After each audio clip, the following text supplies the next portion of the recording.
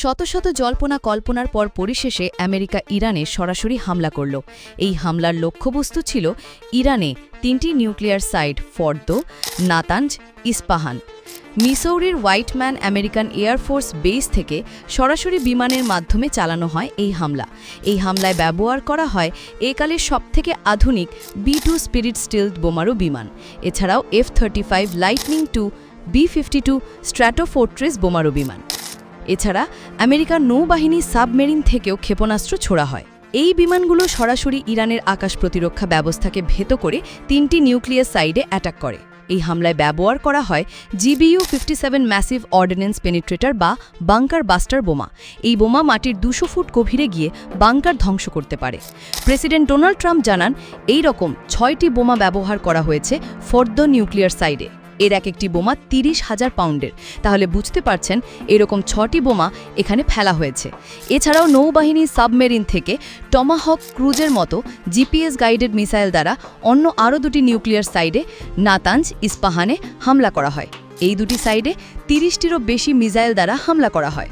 এই হামলার পরপরই প্রেসিডেন্ট ডোনাল্ড ট্রাম্প সংবাদ সম্মেলনে সফল হামলার কথা বলেন। এছাড়া তিনি বলেন, এটি নাকি শুধু শান্তি ফিরিয়ে আনার জন্য করা হয়েছে। আসলেই হামলা করে শান্তি কিভাবে প্রতিষ্ঠিত হয় সেটা আসলেই দেখার বাকি। কিন্তু এটা বলা যাচ্ছে এই যুদ্ধ সবে শুরু, যা লম্বা দিন যাবে নাকি এখানেই থেমে যাবে সেটা সময় বলে দেবে। এই হামলার পরপরই মিডল ইস্টে থাকা আমেরিকার সেনা বেসও ইরানের লক্ষ্যবস্তুতে পরিণত হতে পারে। এই হামলার পরপরই ইসরায়েলি প্রধানমন্ত্রী নেতানিয়াহু ডোনাল্ড ট্রাম্পকে অভিনন্দন জানিয়েছে। আমি এর আগের ভিডিওতে বলেছিলাম, ইরানের হামলায় প্রায় নাজেহাল অবস্থা তৈরি হয়েছে ইসরায়েলের। সাথে তাদের প্রতিরক্ষা ব্যবস্থাও দুর্বল হয়ে পড়েছিল। সাথে ইরানের নিউক্লিয়ার সাইটগুলো মাটির অনেক গভীরে থাকায় সেখানে হামলার জন্য উন্নত প্রযুক্তিও ইসরায়েলের কাছে ছিল না। ঠিক এর জন্যই ইসরায়েল বারবার আমেরিকাকে চাপ দিতে থাকে ইরানের নিউক্লিয়ার সাইটগুলোতে হামলার জন্য।